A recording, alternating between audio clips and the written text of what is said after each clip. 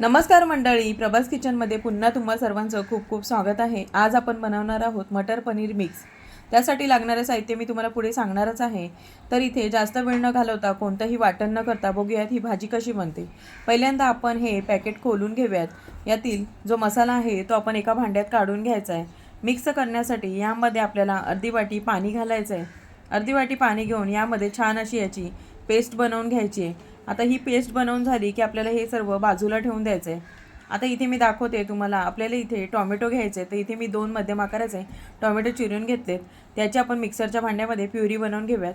दुसरीकडे आपण इथे बघू शकता 1 वाटी फ्रेश मटार वाफवून घेतलेले आहेत। आता यातील पाणी आपण नितळून घ्यायचं आणि पनीरचे तुकडे करून घ्यायचे। तर हव्या त्या आकारामध्ये तुम्ही इथे पनीरचे तुकडे कट करून घेऊ शकता।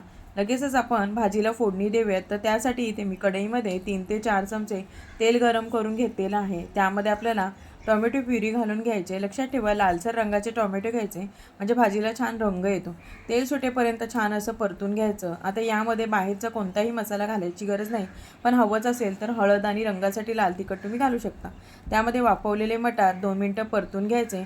यानंतर मटर पनीर मिक्स मसाला पेस्ट घालून पुन्हा परतून घ्यायचं। आता हे व्यवस्थित असं छान एकजीव करून घ्यायचं। त्यामध्ये गरजेनुसार गरम पाणी आपल्याला घालायचं आहे। पुन्हा उकळी आली की त्यामध्ये पनीरचे तुकडे घालून पुन्हा छान असं परतून घ्यायचं आणि याला छान असं शिजवून घ्यायचं। कोथिंबीर घालून गरम गरम भाजी चपाती, रोटी किंवा नान बरोबर सर्व करायची।